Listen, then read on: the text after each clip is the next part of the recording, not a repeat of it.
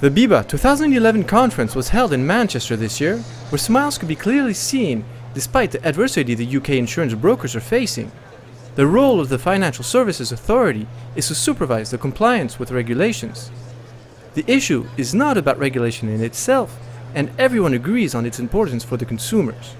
So from a regulatory side, obviously regulation is very important. Good regulation and regulation that helps everyone play to a standard that supports clients is critical, absolutely critical. We obviously want to work in a way that we've got the right focus around the regulation, it's applied in the right way, in an equitable way that it ultimately has to help clients, period. Insurance brokers are, in most cases, the agent of the customer, so we do have the customer's best interests at heart in everything that we do. So clearly, when we talk about the future of regulation, we do come at it also from a consumer angle. The consumer bodies themselves are much more engaged with our regulator than they ever have been in the past, so you are getting that triumvirate approach of regulator, regulated community and consumer. So it's very important that the individuals within that process engage. So it's important that the consumer bodies have a very good feel for what issues actually affect customers rather than the theoretical. It's very important for brokers to engage with their trade body to make sure that their views are taken into account when lobbying on their behalf. There will be political pressure on the regulators to ensure that the problems and failures in the past will not be repeated. Today the issue is about the cost of regulation. Research from the British Insurance Brokers Association shows that regulation for insurance brokers is disproportionate to the risks they represent. Communication with regulators is essential for the future.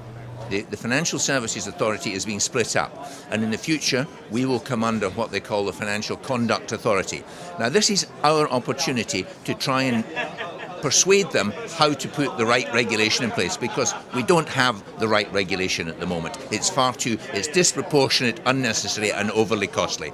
And I'm sure that's quite difficult for some of the Europeans to understand how expensive it is, but it is very expensive. We already have in place compensation funds which, because of issues in other sectors of the financial services sector, we as intermediaries are having to pay for those problems, which is wrong. So we're looking for change. We're looking to get the new regulator to understand the low risks that we present to both our customers and to UK PLC. To encourage the BIBA membership to feed back to members of the BIBA board any concerns they have about the future of regulation in the financial services arena.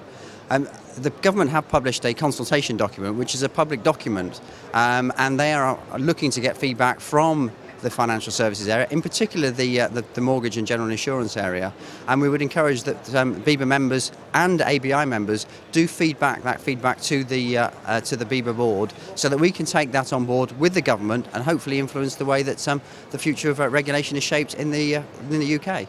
On the long term, if insurance brokers continue to show indicators of low risk, if they can demonstrate to the regulator that the sector is compliant by nature, then that should lead to a future that is more appropriate and proportionate and should drive the costs down.